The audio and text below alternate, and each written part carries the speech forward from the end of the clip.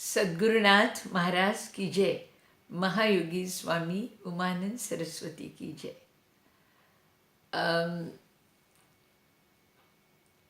Friends, the other day I received a phone call and the person said, how does Kundalini interact with us?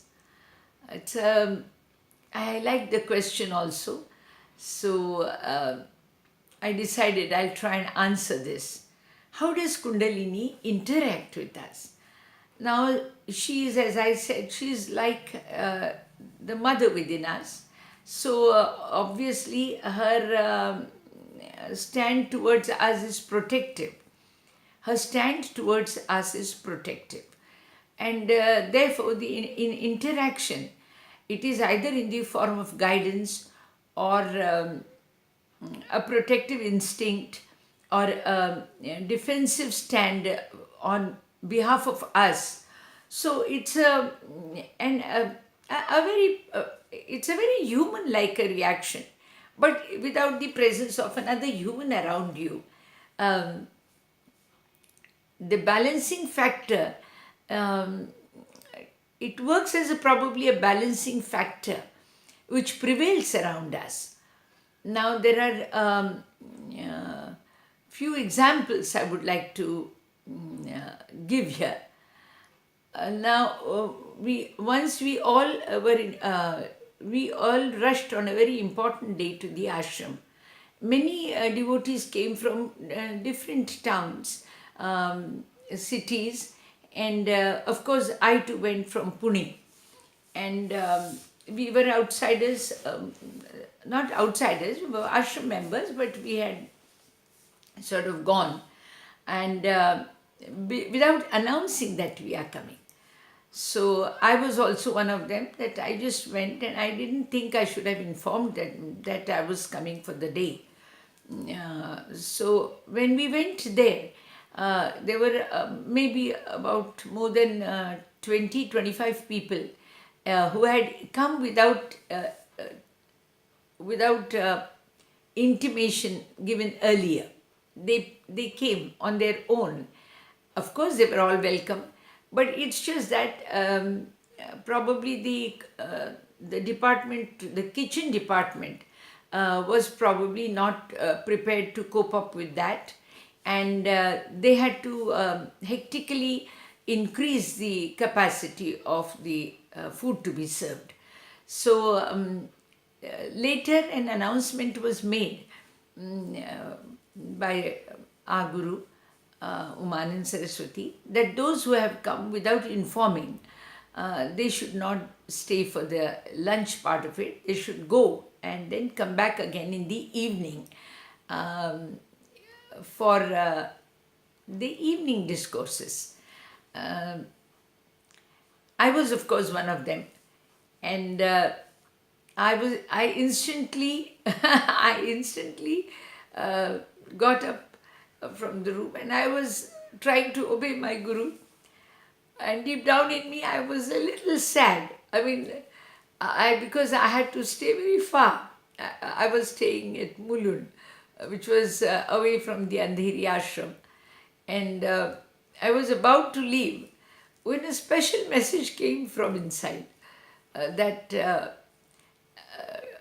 let Anuradha stay back. That's me. And oh my God, for me it was so heavenly a message. I was allowed to stay back for lunch. And of course, I took my share, but in a very small proportion that day, and trying to be ethically correct. And and then in the evening, my Guru rendered a very sweet explanation. There were many who were disappointed, and but my Guru gave a very sweet explanation that some of them attain a lot of more meritorious deeds, and from which then I can encash a little bit of it. Then if it is in like serving of a meal, But those who are very short of meritorious deeds stored, for them, it need not be exchanged over just a meal. It could be used for something else. Well, friends, uh, this is one of the examples I would like to tell. Um, then there was one more very nice. We would get up at about 3 o'clock in the morning, and then actual meditation was at about 8:30, where my guru used to come out and initiate us again. It was every Sunday. She would give us Sparsh Diksha. That was initiate us, and we would all sit there for meditation. But we were made to get up at about 3 so that we could attend to morning prayers and morning sessions. Uh, so during one of the morning sessions, I quietly sat against the wall and I said I might as well sleep if I'm feeling sleepy, so that when it is the time of my session with the Guru, I'm wide awake. And I lay against the wall quietly. I sat against the wall and I decided to quietly doze off. And from nowhere, it was actually dark. Nobody would have seen me. But one of the seekers came and tapped me very harshly and said, "Get up, you're not going to sleep now." I said, "I might feel sleepy at 8:30. So she said, "That's not your worry. That is Guru's problem. Guru will take care of that." Now, friends, this was another incident which tells me. And then there was one more incident, which was I was a newcomer, so whenever I entered a room, I was cautious that I was not disturbing or interfering. So I walked in very cautiously, and probably my walking the cautiousness was very obvious. So, so one of the devotees, the ashramites, turned and said, she she's a great actor. Her entry is like an actress. So I felt a little, I felt a little bad about it. The way it was said in Marathi, it was natkatli entry vatte. So as if it's the actor on the stage and its appearance is so. So I was a little hurt about it. But then, as I said, Mother Kundalini comes to your rescue, or the Sadguru comes to your rescue. There was a bell from inside the room of my Guru, and a message came out. And the lady who had said this to me was asked to leave that day immediately. Of course, I just quietly, sheepishly went away because I didn't want to feel guilty about it. But I just felt, all right, my Guru loves me. My Guru is on my side. So, friends, there are not one, two, there are hundreds of such incidents where you start realizing ki, the Guru, though not right there in front of you, and she is very much seated in her room, yet there is an interaction there. One very pretty example I'll give you now. When I was going to the ashram, I was traveling by bus, local bus in Bombay, and I saw beautiful fresh flowers.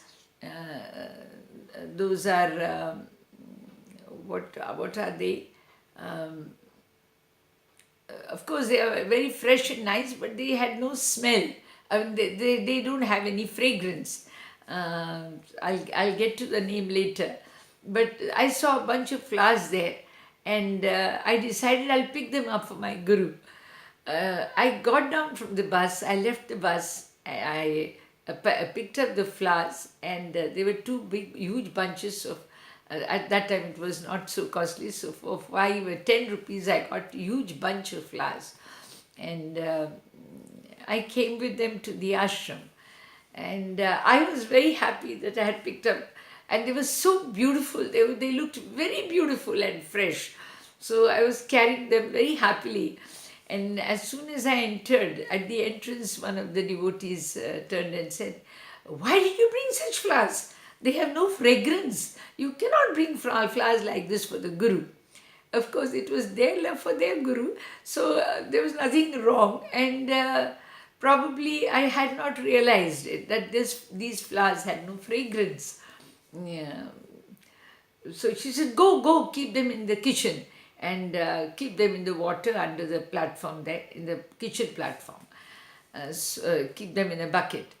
And of course, I felt very sad about it, because I had brought it with such love. I thought it would be something to offer to my Guru, and they were so beautiful to look at. They were purple and soft purple, pink, and more deep purple, very colorful. How come I'm missing out the name of the flower? But then I was made to keep them in the ashram, the kitchen. Of course, I quietly kept it, because in the ashram, one rule was final, that is obedience. So I kept it there. And I was just about to come out of the kitchen. I had a little sulkiness in me. I was sad about the whole thing. I was just about to step out into the main hall when the bell rang from my Guru's ashram, from my Guru's room. And we called it Bhairav Guha. So it was her Bhairav Guha. And the bell came, and the bell said, "Today the entire ashram will be decorated by the flowers brought by Anuradha." That's me, of course. My joy knew no bounds. My joy knew no bounds.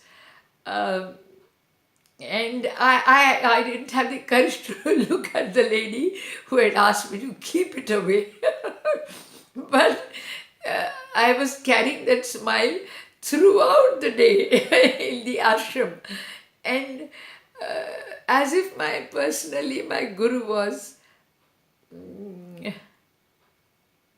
Yes, friends, this is how Kundalini interacts.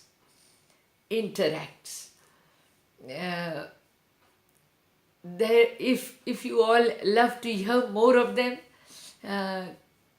let me know, because I could give you hundreds of such experiences where I personally realized how at every step, not only in India, abroad, even abroad, when in London and in USA, in Singapore, everywhere I realized that this Kundalini interacts with you. She interacts with you. And if you want her interaction continuously, to whosoever you talk in life, in the material world, you just talk to the Kundalini which dwells in them. Probably that will tap the energy and bring forth her personality through the person you talk to. Friends, awaken the Kundalini by talking to her. And trust me, she talks to you. But she talks like this. This is Swami Radhikanand from Pune.